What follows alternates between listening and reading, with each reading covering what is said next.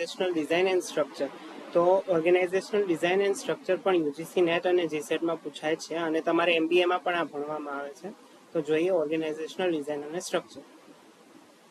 તો પહેલા આપણે ડેફિનેશન જોઈ લઈએ. Organizational design is the process that focuses on integrating the culture of an organization with its structure to achieve predetermined goals. Organizational design શું છે? એક પ્રોસેસ છે કે જે ફોકસ કરે છે integrating culture of an organization with its structure to achieve predetermined goals. એટલે કે જે આપણે પહેલેથી નક્કી કરેલા ગોલ હોય એ કેવી રીતે અચીવ કરવા અને કેવા એન્વાયરમેન્ટમાં અચીવ કરવા, આપણું કલ્ચર કેવું છે એના ઉપરથી ઓર્ગેનાઇઝેશનલ ડિઝાઇન નક્કી થાય છે. બરોબર. On the other hand, organisational structure deals with the distribution of authority with an organisation.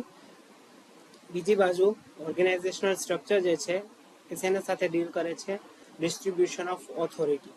બરોબર, કે કોને કઈ ઓથોરિટી આપવામાં આવશે ઓર્ગેનાઇઝેશનમાં, એ ઓર્ગેનાઇઝેશનલ સ્ટ્રક્ચર ડિસાઇડ કરે છે. Now we see that types of organizational structure. તો ઓર્ગેનાઇઝેશનલ સ્ટ્રક્ચરના અહીંયા ટાઈપ્સ આપેલા છે. પહેલું છે divisional structure. Divisional name it suggest કે ડિવાઈડ કરે, બરોબર, ડિપાર્ટમેન્ટમાં.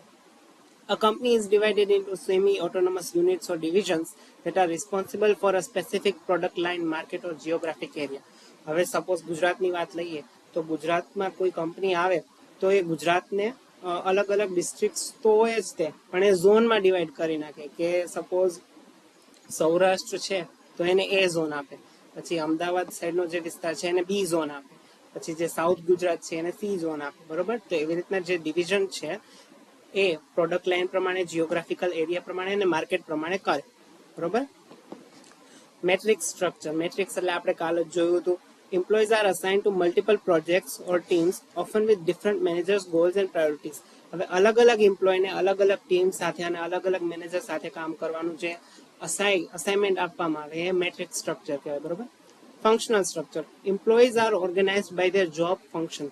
હવે જે એની સ્પેશિયલાઇઝેશન હોય એ પ્રમાણે એનું કામ આપવામાં આવે. બરોબર. કોઈ employee suppose MBA in HR છે તો એને એચઆર ડિપાર્ટમેન્ટમાં જોબ આપવામાં આવે. કોઈ એમબીએ ઇન માર્કેટિંગ છે તો એને માર્કેટિંગ ડિપાર્ટમેન્ટમાં જોબ આપવામાં આવે.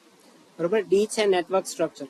Managers coordinate and control internal and external relations, and this structure is often viewed as less hierarchical, more decentralized and more flexible than other structures. હવે network structure જે છે એ most of સ્ટાર્ટઅપ્સમાં જોવા મળતું હોય. બરોબર.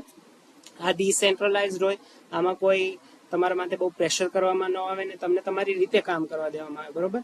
Coordination ને કંટ્રોલ તો હોય, ઇન્ટરનલ અને એક્સટર્નલ રિલેશન પણ હોય, પણ હાયરાર્કી જે છે એ બહુ લેસ હોય. હાયરાર્કીમાં જોઈએ ને કે પહેલા એમ્પ્લોય આવે, પછી સુપરવાઇઝર આવે, પછી મેનેજર આવે, પછી ડાયરેક્ટર આવે. તો એવી રીતના નેટવર્ક સ્ટ્રક્ચરમાં જે છે હાયરાર્કી હોતી નથી. પછી છે flat structure. Layers of management and authority are minimized, giving employees more autonomy, responsibility and access to information and resources.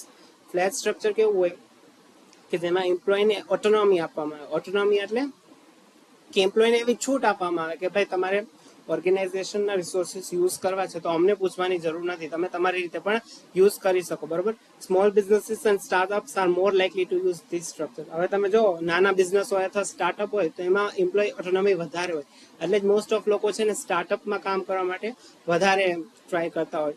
બરોબર.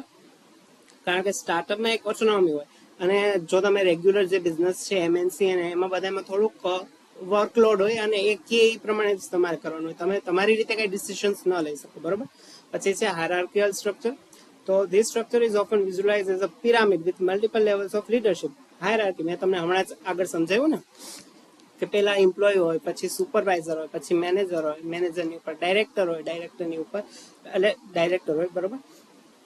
પછી છે team structure. Different teams perform specialized task to contribute to the company's common goal. હવે team સ્ટ્રક્ચરમાં different team બનાવી દઈએ કે marketing team, HR team, finance team. બરોબર. And this teams are empowered to make their own decisions. અને પછી એ team ઉપર જ છોડી દેવામાં આવે કે ભાઈ તમે તમારી રીતે ડિસિઝન્સ લ્યો. બરોબર. હવે આપણે જોઈએ ઓથોરિટી.